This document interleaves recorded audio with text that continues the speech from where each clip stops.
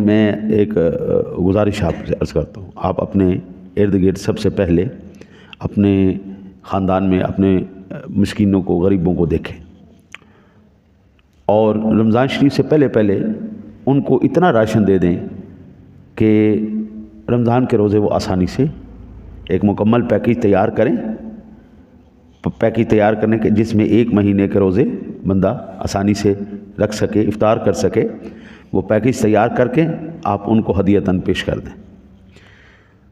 آپ اس کو گفٹ کہہ دیں، آپ اس کو ہدیہ کہہ دیں، تحفہ کہہ دیں، ٹھیک ہے جی، کچھ بھی کہہ کے ان کو پیش کریں۔ وہ آپ کی زکوٰۃ کے پیسے ہوں، وہ آپ کے خیرات کے پیسے ہوں، وہ آپ کے کوئی بھی پیسے ہوں، آپ وہ پیسے اکٹھے کر کے سب سے پہلے اپنے خاندان کو غنی کریں۔ اس کے بعد جب اللہ تعالیٰ آپ کو یہ توفیق دے دے تو پھر اپنے مساجد کے ائمہ کرام کے لیے کچھ سوچنا، بجائے اس کے کہ آپ اپنے جہاں پہ آپ نماز پڑھ رہے ہیں، جہاں آپ کا گھر ہے، آپ اس کے قریب دیکھیے گا، آپ کو دور جانے کی ضرورت نہیں۔ وہ لوگ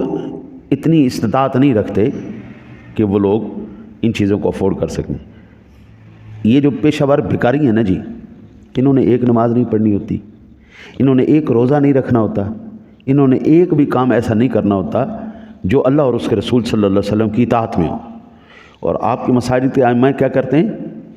نماز بھی پڑھ رہے ہیں، قرآن بھی پڑھ رہے ہیں، حدیث بھی پڑھ رہے ہیں، درس بھی دے رہے ہیں، بچوں کو بھی پڑھا رہے ہیں، یعنی ان کا ایک ایک لمحہ جو ہے وہ نیکی میں گزر رہا ہے۔ اب آپ فیصلہ خود کیجئے گا، ان کو دینا چاہیں حرام ہے کام